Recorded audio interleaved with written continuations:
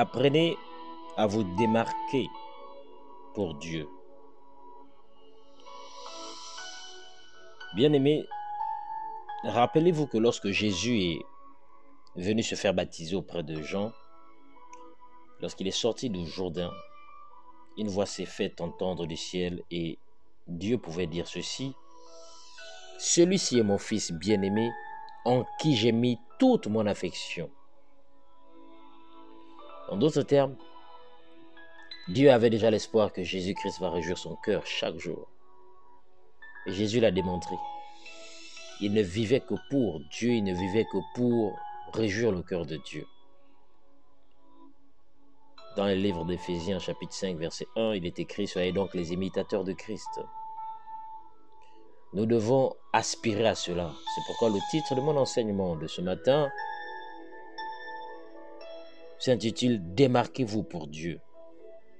Brûlez de passion pour lui. Jésus l'a fait ressortir dans le livre de Jean au chapitre 5, verset 35. Il avait un échange avec les pharisiens et il voulait leur faire comprendre combien il était important pour un homme d'être cet instrument et cet outil qui réjouit le cœur de Dieu.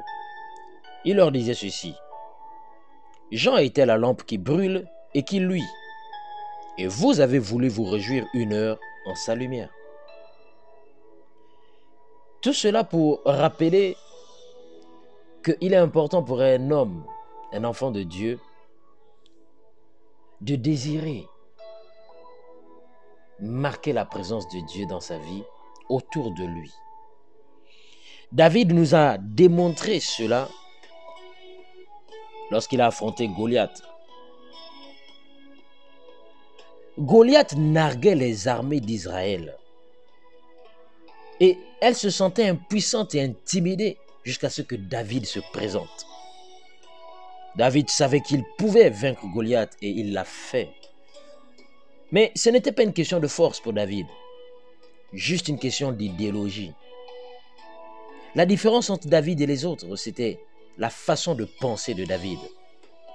David a commencé par dire: qui est donc ce Philistin, cet incirconcis, pour insulter l'armée du Dieu vivant? Dans 1 Samuel chapitre 17, verset 26. La circoncision n'avait aucune importance pour les autres en Israël, mais ça représentait quelque chose pour David. Il voyait l'armée d'Israël comme l'armée de Dieu. Alléluia. David ne pouvait pas imaginer que le peuple de Dieu puisse être vaincu, peu importe qui étaient les adversaires.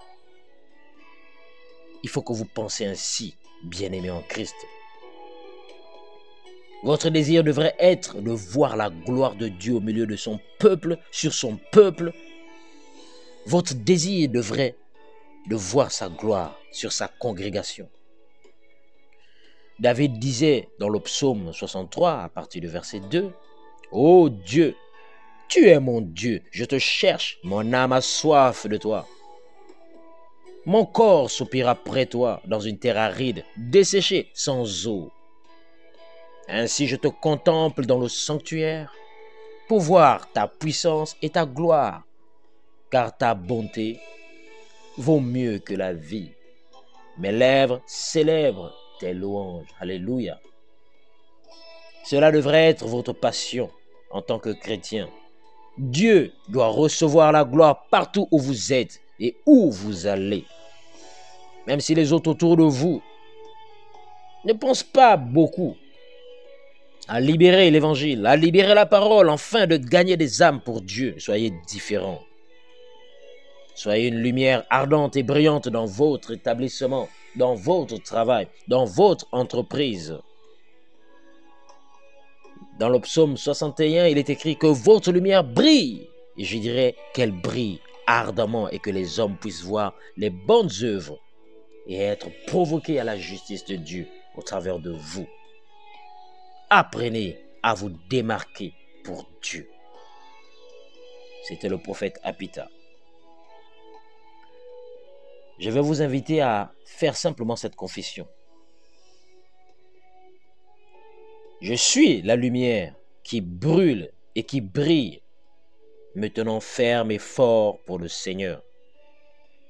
Grâce à ma communion avec le Saint-Esprit, j'augmente mon intensité avec une gloire et une vision toujours croissante pour le ministère. J'ai un état d'esprit qui me rend fervent, agile et enthousiaste pour les choses de Dieu. Dieu soit loué. Bien-aimé, si tu as fait cette confession, je peux te dire qu'elle prend forme dans ta vie, qu'elle impacte déjà ton environnement. Demeure ainsi ferme avec cette conviction. À bientôt pour une prochaine 10 minutes dans la parole de Dieu. C'était le prophète Apita.